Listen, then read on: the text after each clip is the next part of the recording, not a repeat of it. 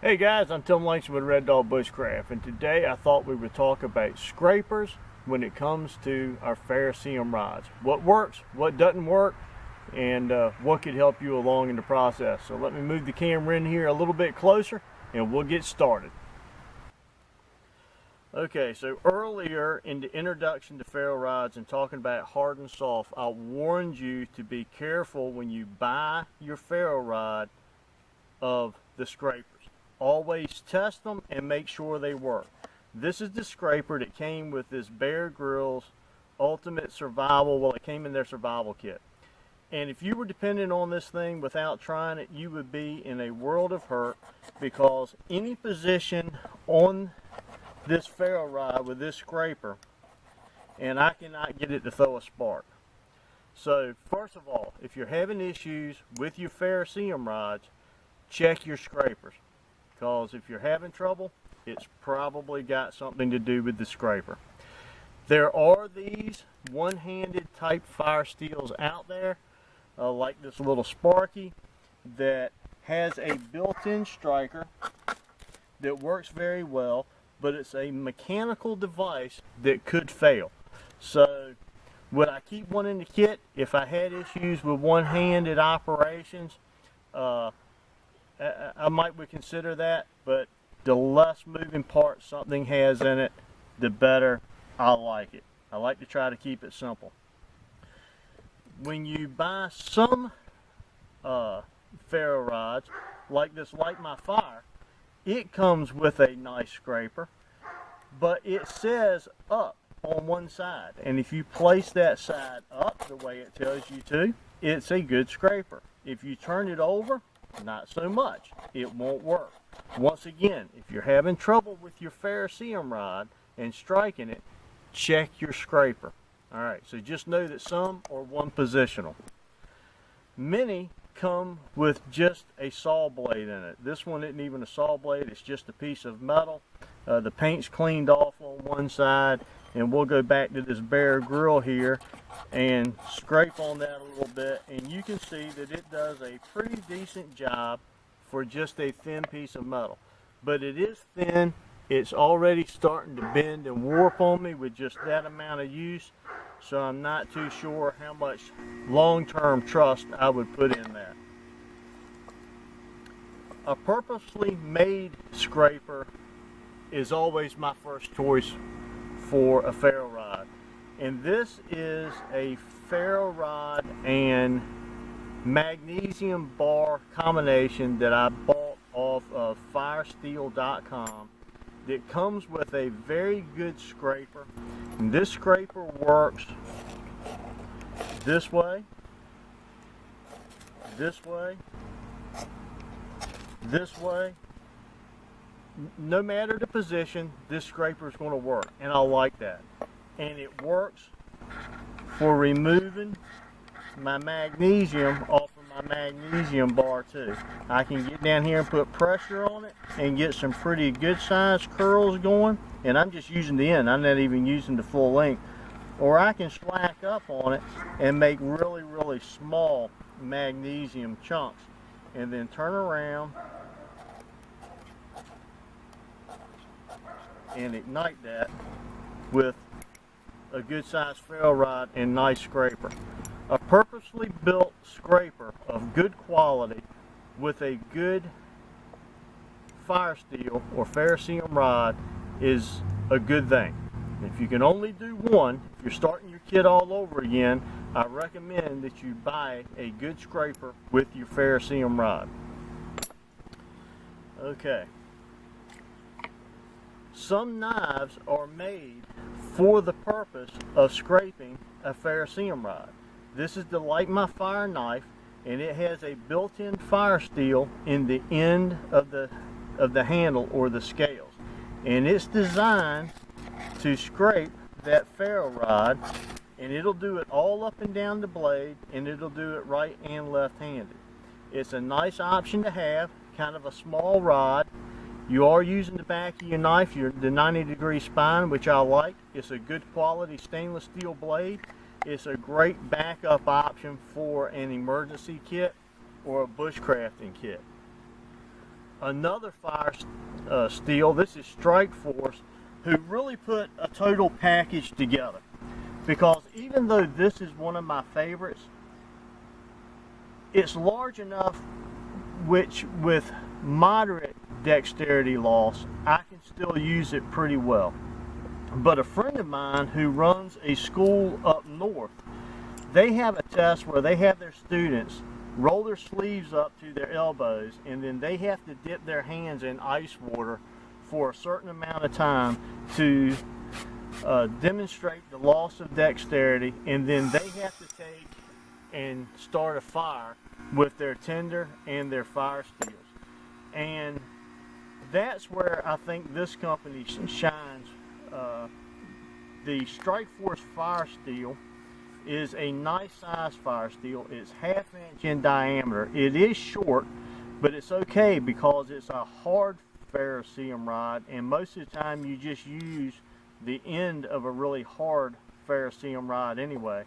But it comes with a good quality scraper that works in all positions, and it's encased in this large plastic casing that allows you to get your hands on it, and no matter if you're doing the pull method, the push method, getting down here and doing the thumb push, it really works well. The scraper is designed for this hardness of this ferro rod, and it's a great combination. And to make things even better, in the back they have a little compartment to where you can put some type of what we call surefire tinder.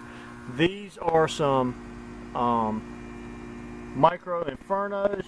It's a really good fire starter product, but you can put any type of tinder that you want in here, and having a good purposely made tinder that works well with a ferrocerium rod encased all together in something that offers you good dexterity, it's not too big, that would fit in your kit really well, is a great option. Once again, the scraper combination where you're getting 3 things out of one: the scraper, the ferro rod, and your emergency fire tinder. It's hard to beat. Now back to the knives. There are a lot of manufacturers out there that make knives and they round the backs over, and they do that for cosmetic and for comfort of use. But there are some companies out there, like this one right here. This is the Pathfinder Knife Shop, and they make their knives with a good strong 90-degree spine so that it can be used as a scraper for both your ferrocerium rod and other projects. LT Wright, right now I'm carrying the next gen. It's just a smaller version of the Genesis. I'm really liking this knife. It makes a great bushcraft knife, but it's also got a 90-degree spine, and once again does a really nice job of just showering sparks off of that ferrocerium rod. So multi-purpose on your knives is a great thing, but I do not want this to be my primary means for scraping my ferrocerium rod. This is a backup. When I'm teaching classes and I'm doing a lot of scraping and I'm showing the differences between different ferro rods, I like to use this. This is a carbide blade sharpener that is designed to remove metal, and it does that very well.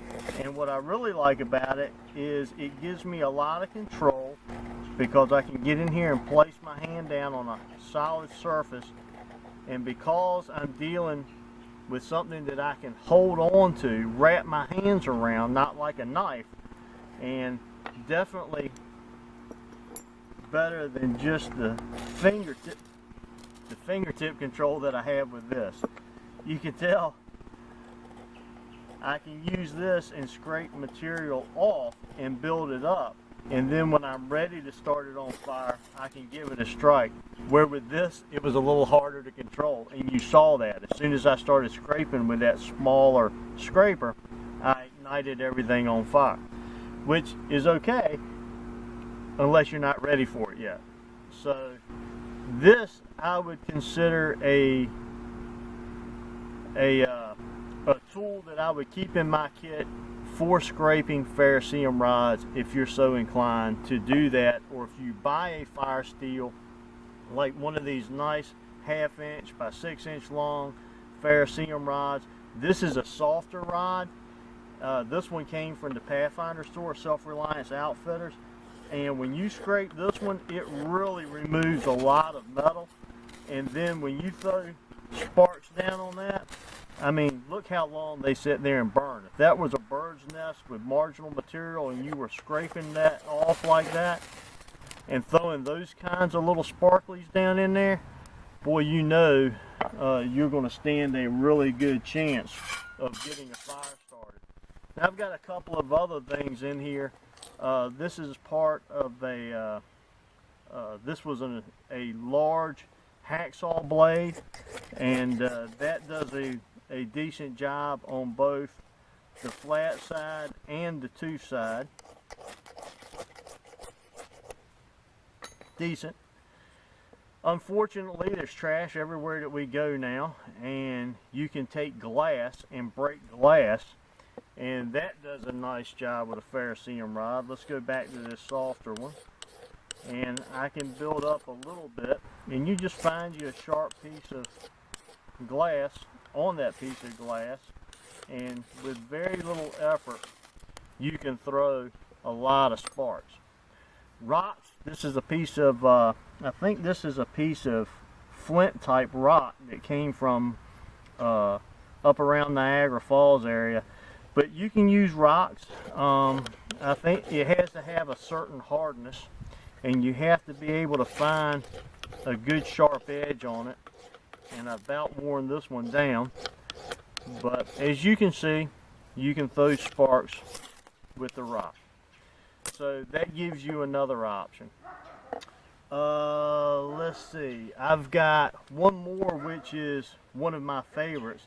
If you carry a multi-tool, and I really like the Leatherman Wave, but I also carry the Rebar, the Super Tool. All of those are great multi-tools, and I've got videos on that if you want to see me compare different ones. The saw on these multi-tools has a very sharp 90-degree spine, and it probably makes one of the best scrapers I've ever used for ferro rods. The blade has a little bit of flex to it. It's got a good 90-degree spine. It locks into position. I still like to keep it down here. I think it gives me a little bit more control, and as the blade comes down, it keeps me from smashing the tinder, keeps me from smashing my knuckles up against the board. And if it did happen to fold, if this happened to fail, maybe it won't come all the way back on my hand. So there are some considerations with using the back of a blade like that. But there's also pocket knives out there. I've got several pocket knives that do have a 90-degree spine on them. The Open L is just one example of that, and that'll work too. But my knives and my saws are all things that I have in my toolbox just in case I lose my purposely designed scraper. Alright guys, I hope this helps. If you need some more information on scrapers, there's a lot of resources out there on the internet. I encourage you to look at those. Look at the reviews on the different scrapers that you can buy with your ferrocerium rods, and see what you think might work for you and the dexterity that you need in your environment. But having a purposely made scraper to go along with your ferrocerium rod is just like having drill bits for a drill. They just go together. It's a good thing to have. Having your backups, like your 90-degree spine on your knife and all of that, nothing wrong with that. Practice with them, find out what you have in your kit, make everything you can multi-purpose. But when it comes to fire, make sure when you need it the most, you have what you need to get it started. Alright guys, until next time, I'm Tim Langston with Red Dog Bushcraft, home of global safety and survival. God bless.